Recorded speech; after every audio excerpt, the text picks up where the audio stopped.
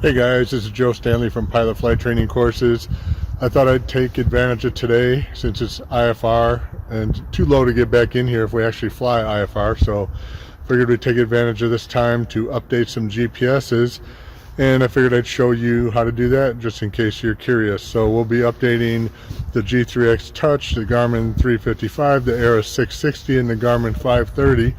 And we're also going to update dual GI 275 setup with a 375 transponder GPS.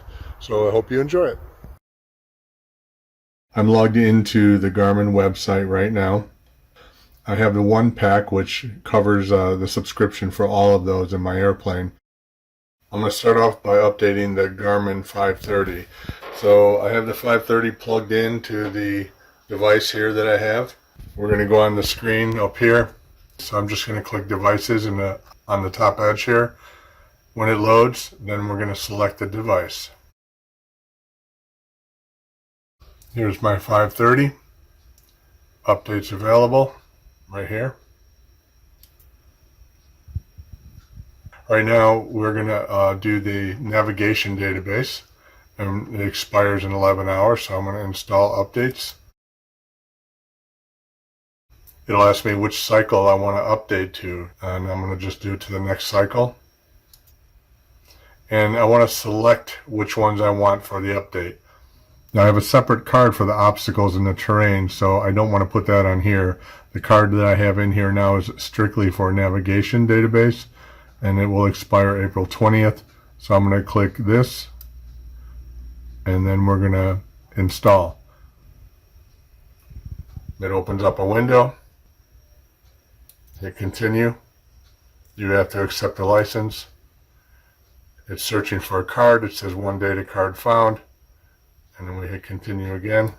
And it's installing. So if you click on the drop down, it shows what you're installing and the progress. I'm going to just pause this video for a second and come back when it's finished. Okay, the Garmin 530 database has been updated, and this is a message that you'll get when it pops up. So you just hit close. And we go back to our devices again. And this is on the Fly Garmin website, and this is after I've logged in, and this is where I select devices. When you scroll down to the 530 now, it shows it's been updated right here. And there's still an install updates tab here. We're going to click on that, update to the next cycle. And now we're going to do obstacles. But we're going to change the card out and put in the other card. So I'll do that, and then we'll get back to it. Okay, I've swapped out the card. Now we have the obstacle and terrain card in there. We're going to select the obstacle option. Hit install. Hit continue. Accept. It recognizes the terrain data card. And we're going to install that. The first card took probably about 3 or 4 minutes. This one's faster. There might not have been a change in it, but now we're done with that one. Okay, back to the devices page. We're going to update the Garmin 355 right now, the GNC 355. I have a different plug for this one. And it's plugged in already here. It's got different ports on it, different things. It's called a U-Green. That's where I got from Amazon, and it's just an SD card reader. So plug it into that. This will go a lot faster because it's a newer equipment. It's not like the 530 that takes 3 or 4 minutes to update. This one should happen pretty quickly. So we're going to click on the GNC 355 here. All these are updated already down here. We're going to install updates. And we're going to update to the next cycle. And we're going to do the navigation database. Then we could probably do obstacles and everything too. Navigation, obstacles, safe taxi. It's got one SD card for all the updates that you want on here. So hit continue. Accept on the license agreement. It's found the card, and it's got 3 updates, and you can see how fast they're going, and that one's done already. back to the devices page.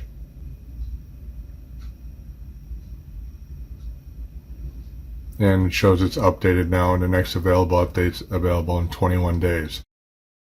Okay, I put in the new card for the G3X, the new SD card. These are just regular SD cards that you can get and put in there. And we're just going to update that one. It shows updates available, will expire in 11 hours. We're going to click on that one. It shows right here, these 3 are expired. The data, the navigation data, flight charts and IFR charts are your sectionals, your low altitude charts, your approach plates, your airport diagrams, things like that. That's between these 2 here that you want to update. All 3 of those are going to expire, so we're going to install all those updates, update to the next cycle, and they already came highlighted because those are the ones that are going to expire. Because it's such a big file, it's going to take a little while for this one to update too. Continue, accept, and it's found a card, and here's the 3 databases. So it's got an estimated time. This goes down pretty quickly, but this is going to take quite a while, so I'm going to wait for that to update, and then I'm going to update my Aera 660 portable, and then we'll go back out to the airplane and put it in there. Okay, we're back on the main screen. We got the G3X updated. Took about 20 minutes. So with the approach plates and charts and sectionals and low altitude charts, it uses a lot of space. I mean, I think one of them was 1 point some gigabytes and the other was 800 megabytes. So it takes a while for that to happen. So we're going to go into a portable device now. And this is the Aera 660. So we're going to update that. And when you do that, this pops up. This is going to be upside down. I don't know if I can read it here, but it goes into mass storage mode. You have to open it in that and hit yes for that to happen. So once we plug that in, this is the same cord that I was using to update my 530 with. I just took off the little box adapter for the 530 card. This one also has flight charts, IFR charts, and things on there too, because I kind of use that as a backup. So if my G3X fails with all the charts in there, my iPad fails, at least I have still have current charts on this one too. So we're going to install the updates, update to the next cycle, same process, same things, big files, and it's starting to download. When this is done, we're going to go out to the airplane and plug things in and show you what to do. Okay, we're in the airplane now. It's really dark in here. I'm in a dark hangar right now. It's dark outside, rainy, so I kind of got a light on here. Hopefully you can see everything well. So we're going to put in some cards. We're going to start off with the 530, and we have our orange card that goes on the left, and here's the card, and it's going to go right there. And we push that in and push that over. We do the same thing with the terrain card.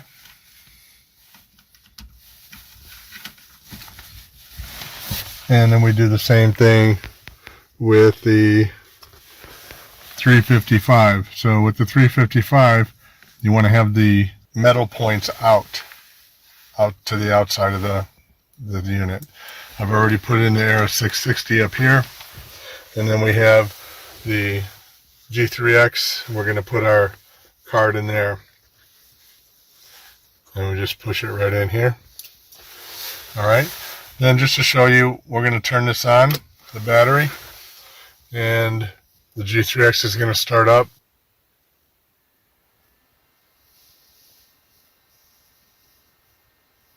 The little dirty screen. Guess I should have cleaned it before we started. The check marks that are already on there, it shows that they're already installed. So remember we talked about obstacle database. It was already installed, and that's why it's showing up as a green check mark. The AOPA information also in the Safe Taxi. The yellow here are all the ones that have to be installed. So we're just going to hit update all. You can select one and do it, but I just update all. And that's going to start updating the all the expired databases. So that'll take a while. And it's got the countdown here, the percentage that it's done. I usually leave the airplane on and I leave for a while, and then I come back in about 20 minutes and I'll update the other GPSs while that's happening. As for the other databases, just so you know, I'm going to turn these on. the old Garmin 530s, if you install the database before the other one expires, you're not really going to have any valid, it overwrites it. You're not going to have a valid navigation database. So you either have to do it the day it expires or the day after, or you're going to be flying on an expired or not used yet database. And I'll show you that in a second when it boots up. In the meantime, we do have this one. It says till March 23rd, which is tomorrow, our navigation database. So that's still the old one. It keeps the old information in there. When the new one becomes active, because we downloaded the new one today, it will take over. So there's no recommended actions right now, but tomorrow when this one expires, it'll pop up the one that we just installed today, and it'll ask if you want to update or whatever. So that's what that is.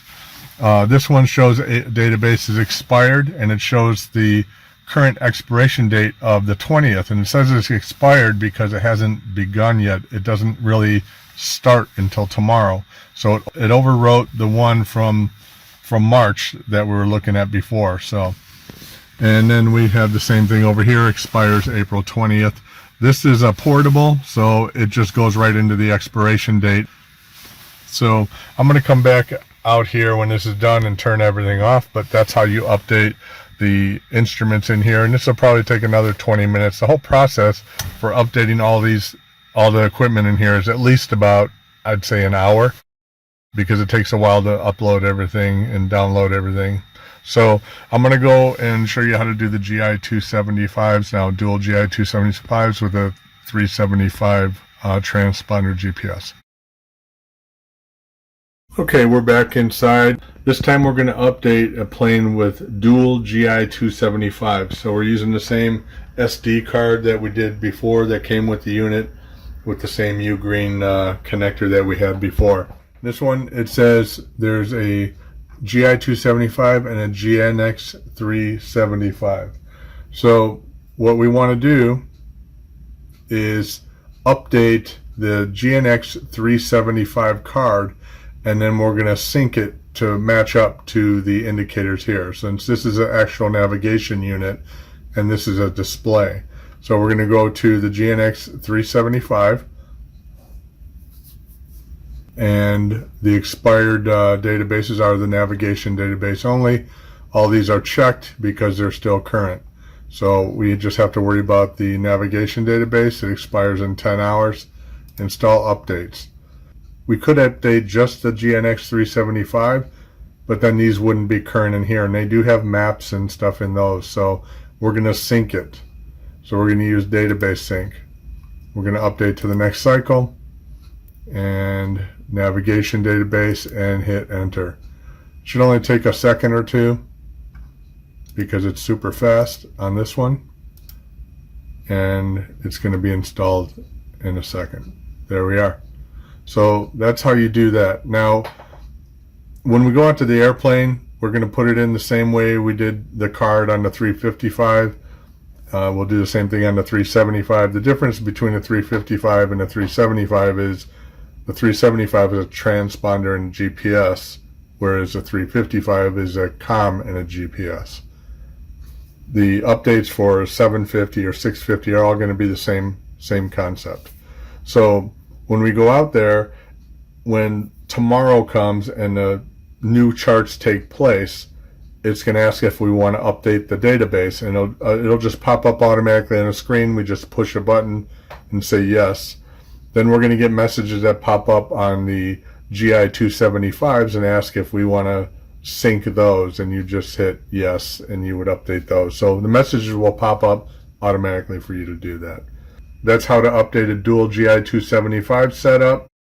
We also got an Aera 760. It's the same as the 660 I had before. We updated it exactly the same way. It's just a little bigger unit, uses its own cord that it comes with, and that's exactly the same process. So that's how to update your GPSs. Hope you enjoyed it.